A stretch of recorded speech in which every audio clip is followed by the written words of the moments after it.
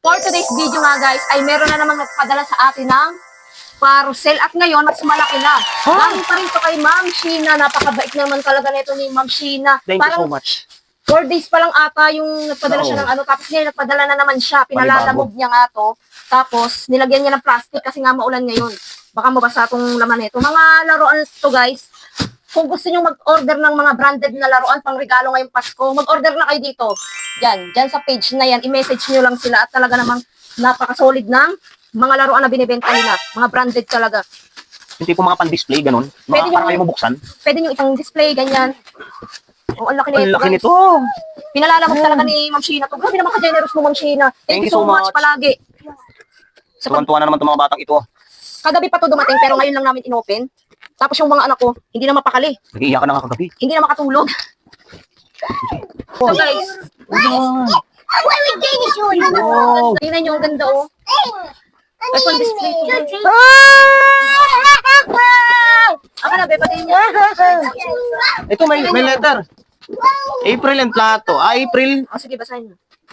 kids and family. Here Oh, ganda. is a second box of gift from your kid, for your kids. May your family enjoy the spirit of Christmas season. Love, Sheena. Hi, Ma'am Sheena. Thank you so very much. Ano? Grabe.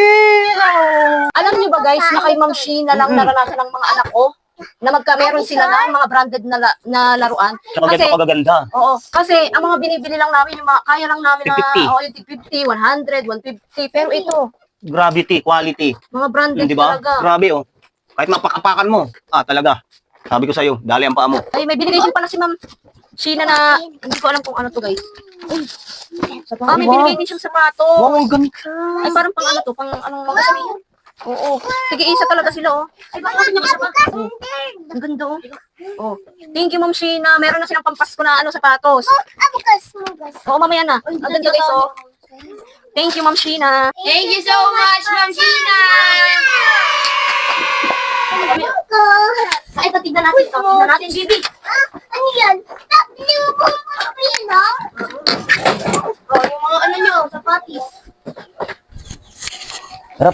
Oh, yung Pinawisan. Hindi na nga magkamayaw yung mga anak ko kung anong uunahin nilang buksan. Thank you so much po talaga, Madam Sheena. Salamat po sa mga ipinadala ninyo. Tuwan-tuwa po talaga ang mga anak ko. Alam nyo ba na bawat pagbukas ng laruan ng mga anak ko, ang nasasabi lang ni Papa Please, alam nyo, nung bata pa ako, hindi ako nagkamero ng ganito kahit isang beses. Kaya sobrang nagpapasalamat kami ni Papa Please kay Madam Sheena dahil 2 beses niyang binigyan ng laruan yung mga anak ko. At ayun lang muna for today's video guys. Bye-bye. Love you.